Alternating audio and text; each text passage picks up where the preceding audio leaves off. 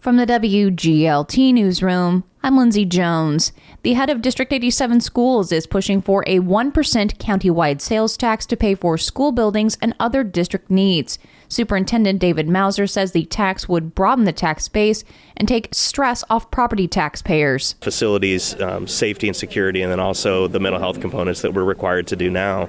This can be a tool for us, and it's a way we can share that cost. The tax would have some exceptions like groceries, over-the-counter drugs, and gas.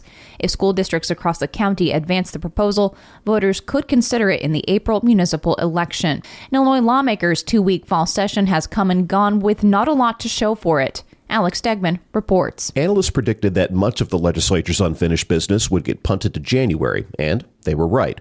The Senate gave final passage to what's called the Dignity and Pay Act, eliminating the sub-minimum wage for workers with disabilities.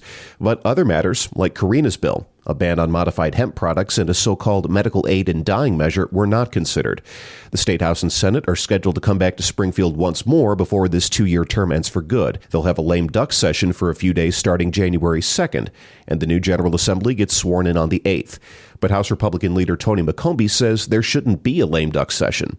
In a statement, she said Democrats don't need more time to, quote, dream up harmful legislation. I'm Alex Stegman. And climate change is affecting the migratory patterns of birds. Illinois State University biologist Pierman Nietlis-Bach says when birds leave a winter territory can affect the breeding cycle because the food supplies of seeds and insects might be different. Birds tend to arrive earlier in spring and stay longer in fall in a certain area.